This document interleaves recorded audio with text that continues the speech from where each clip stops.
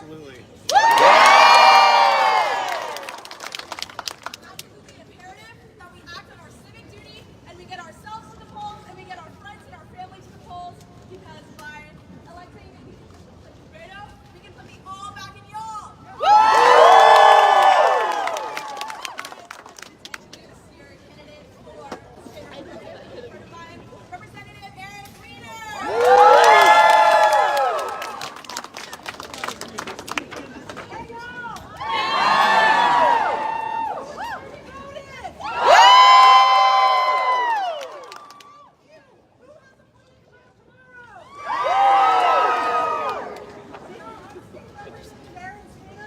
And the most important thing for you to know about me is I wasn't supposed to be able to say that. I was supposed to lose in 2018. Do you know why I did it? Texas State! Came out in force in 2018, and you helped push candidates like me over the finish line, and you helped give Beto O'Rourke the narrowest margin in a statewide race in decades. It is a no way with the state. I want to give y'all a challenge. 4,200 people voted at LBJ and early voting. 4,200 of y'all. Yeah. I want to challenge y'all to make sure that we're 4,200 vote tomorrow. Go to your phones, go to your TikTok, go to your Twitter, go to your Instagram, go whatever you're on that I don't know about yet. And I need you to bug everyone you know to get out and vote. I want each of y'all to be responsible for 10 people showing up at LBJ Student Center tomorrow. Do y'all accept the challenge? Awesome. You had great people working for you at Texas, up in the Texas Capitol. You have great people doing everything they can to fight for our values, but we need some muscle behind us. We need Beto O'Rourke in the governor's mansion.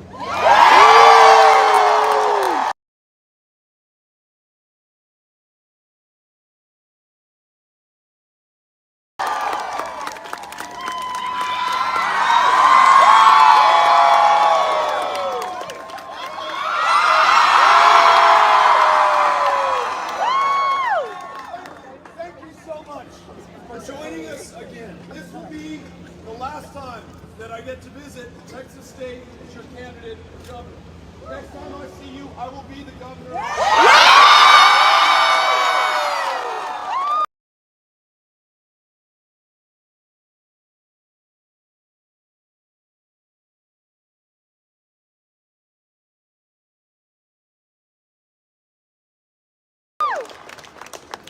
We have come from different parts of the state, from big cities, from small towns.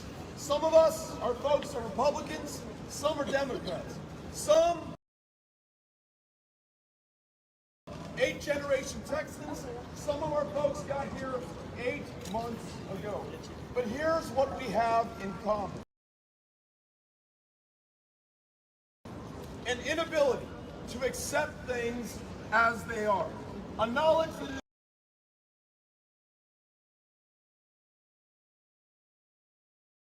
today I wear the hat of Uvalde, Texas, because tomorrow, 24 weeks ago tomorrow, 19 children and their 2 teachers were taken from us. Absolutely defenseless against somebody who was able to legally, at the age of 18, purchase not 1, but 2 weapons of war, hundreds of rounds of ammunition, and walk into that classroom and open fire on those kids whose parents. Today, this state leads the nation in the number of school shootings, gun violence, the leading cause of death for children and teenagers. My wife Amy and I are raising a 15, a 14, a 12-year-old in the state of Texas. They are well aware that to this point, this may be Greg Abbott's fault. It happened on his watch. He failed to do the right thing when he had the chance to. But come Wednesday, the 9th of November, the day after this election is decided, we all become culpable unless we have changed those in power. It is up to us, it is on us, and we have the opportunity to do it. In this state, we're at the epicenter of an epidemic of maternal mortality, 3 times as deadly for black women in the state of Texas. Made worse every day that we have the most extreme abortion ban in America. No exception for rape, no exception for incest, no exception effectively and functionally for the life of the mother or the woman involved. Now that's on Greg Abbott, who signed that bill into law last year. It's on all of us if we don't remove him from power tomorrow. In this state, my aspiring educators and counselors and librarians and the people who are dedicated to public service through our public schools, that average teacher makes $7,500 less than her counterpart in other parts of the country. On average, she's working 2, sometimes 3 jobs to make ends meet for the privilege of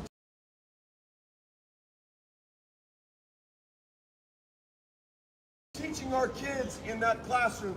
She'll sacrifice the best years of her life to make sure that those kids come through. And yet in this state right now, we ask her to think about sacrificing her very life to protect those kids against a gunman, because thus far, those in power refuse to do their job. Además, in addition, when she retires, she has not seen a cost of living adjustment in 18 years so far. Those retired teachers well into their 60s and 70s and 80s are having to work just to survive right now. And then there's this. After 2 years of pandemic, 2 years of learning loss, 2 years of some extraordinary trauma in the lives of those kids, these teachers tell me, just trying to keep those kids alive right now.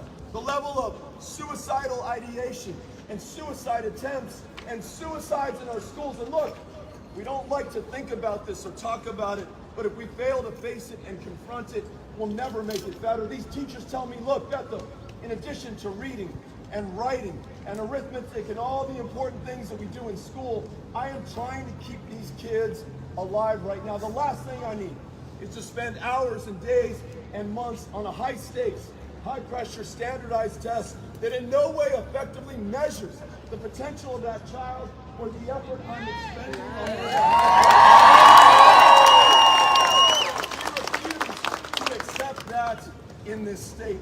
And in the most incarcerated country on the planet, say what you will about China and North Korea and Russia and Iran, and there's a lot to say about those 4 countries, but we put more of our own people behind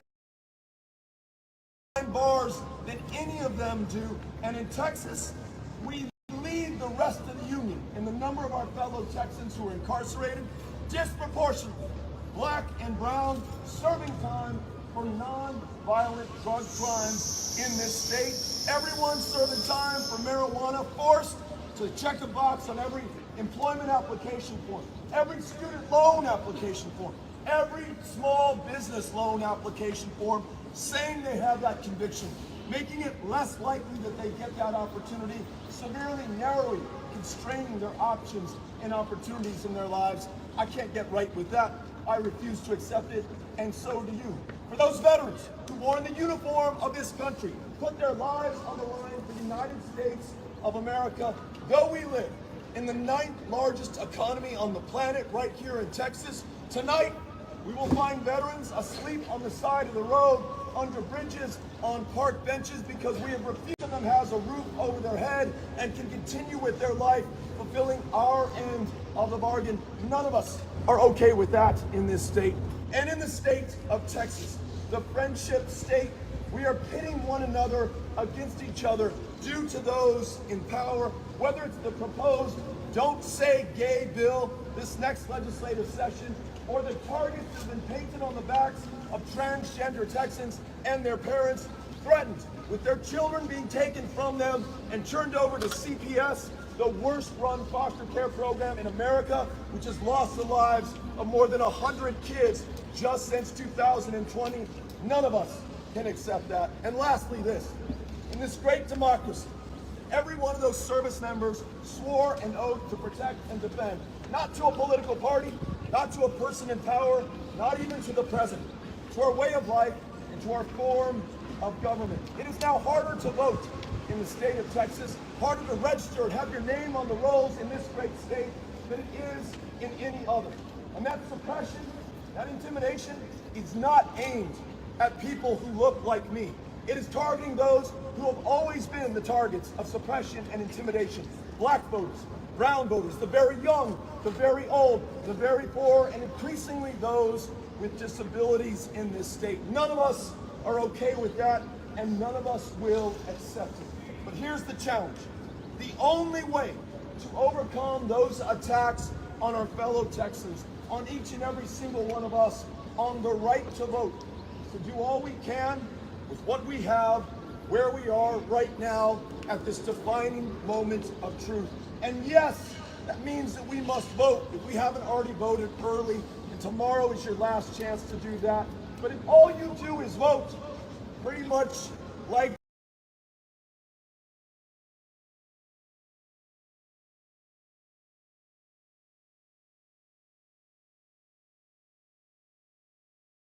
that we will not win this election. It is insufficient to the task at hand. We must get others to vote who otherwise would not cast a ballot in this election. That means I need your help reaching out to your classmates, to your friends, to your neighbors, to your family members, to your colleagues, to the people you follow on social media and who follow you back on those platforms. You can do that individually. You can blast out a text message, but there's also an app I'm going to ask you to download right now that will tell you which of your contacts have already voted and which of them have not. Those who have not need a little bit of a nudge. Absolutely. Text the word REACH, R-E-A-C-H, to the following phone number, 33339. That's REACH to 3339. You do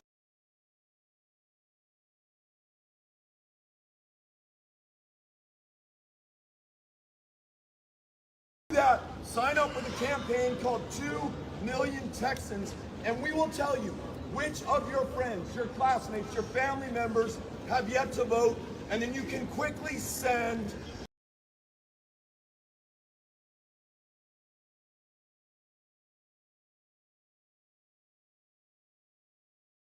a personal text to them, reminding them that tomorrow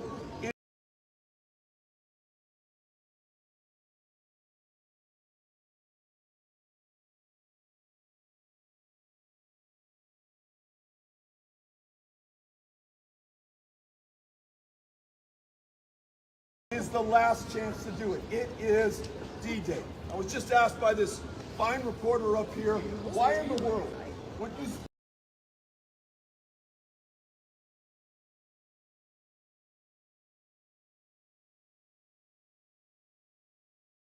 spend the last night of this campaign here in San Marcos at Texas State? And I responded because the students at Texas State are going to make sure that we win this election.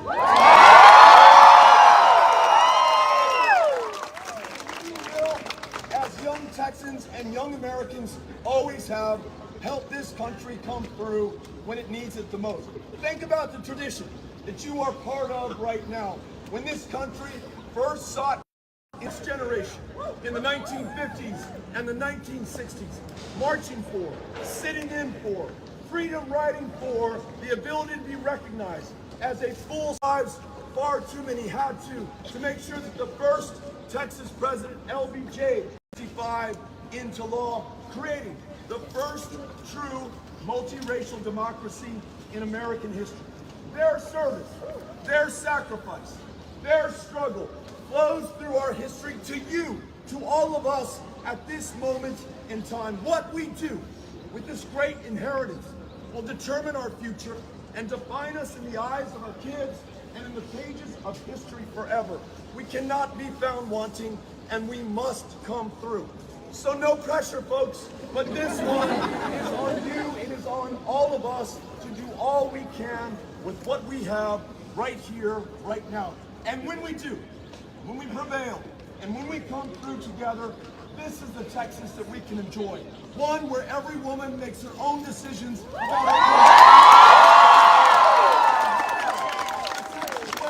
own. kids over the interests of the NRA or the government.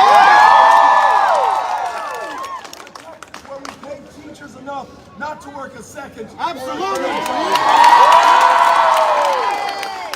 Where we cancel the STAR test and give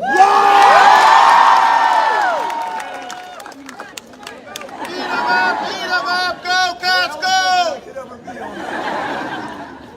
We are going to have a Texas that no longer incarcerates people for possession of a substance that's legal in most of the rest of the country. And because we know that disproportionately it is black and brown Texans who serve time for something that all Texans use in equal numbers, we will expunge the arrest records of those who have served time for possession in this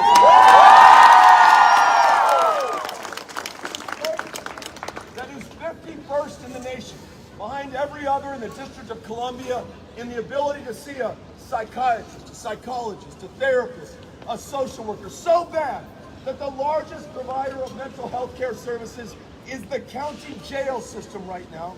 Those struggling with schizophrenia, bipolar disorder, clinical depression, too often getting arrested on purpose to go to the one place where they're guaranteed any care in this state, no matter how insufficient or immoral. We meet that challenge by expanding Medicaid, $10 billion a year to connect more people with care, to hire more providers, to train more of your younger brothers and sisters in the medical arts so that we can grow our own and they can treat people in those counties, reducing our property taxes in the bargain, and making sure that all of us are healthy enough and well enough to live to our full potential. And then this, lastly, this democracy that I keep returning to, the right to vote that so many have literally paid for with their lives. We're going to make sure that going forward, whether you're a Democrat or a Republican, no me importa, you will be able to vote.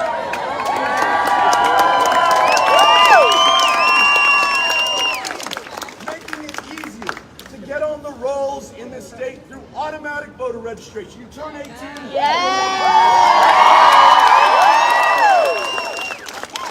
No more gerrymandered districts. We replace those with citizen-led. Replacing Confederate Heroes Day as a state holiday with Election Day as a state holiday.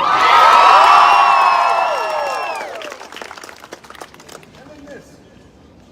Right now, we have a state where those in power pit us against each other based on our differences. We're always waiting to be told who we're supposed to hate next, who we're going to be afraid of this time. I say we are bigger and better than that. There's more that we have in common than should otherwise divide us, certainly not based on differences that are not meaningful. Do not allow those in power to scare us any longer. Let's find out the common humanity that we see in one another before you're Republican, Democrat, gay or straight, immigrant, eighth generation, regardless of who you pray to. You're a Texan, you're an American, you're a human being. Knows better than any other state in the Union, where this country has failed to lead not for years, but for decades. Let us show the way. And I'll end with this. There are those in power right now who want us to be afraid of immigrants. When we ask them why they can't keep teachers in the classroom, or the grid working, or anything that makes most sense or matters most to us, they'll try to scare us by pointing at the border and describing an invasion. We acknowledge that we have challenges there. We've got to stop the trafficking of illegal drugs like fentanyl and the smuggling of human beings. But for anybody who wants to come here to work and better themselves and make us better as a result, anyone who wants to be able to legally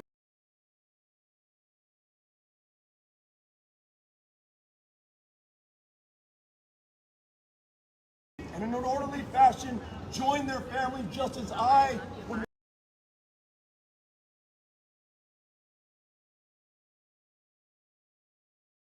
want to join my family. Anyone seeking asylum because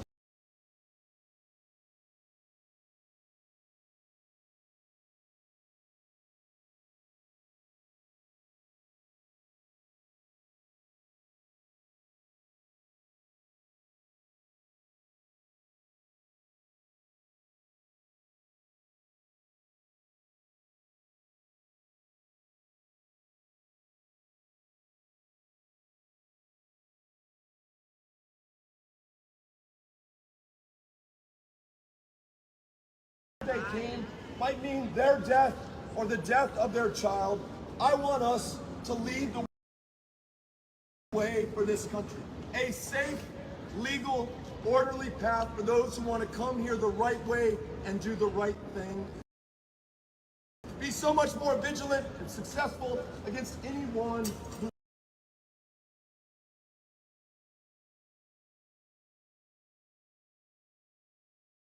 threatens us. And for those dreamers who are here, those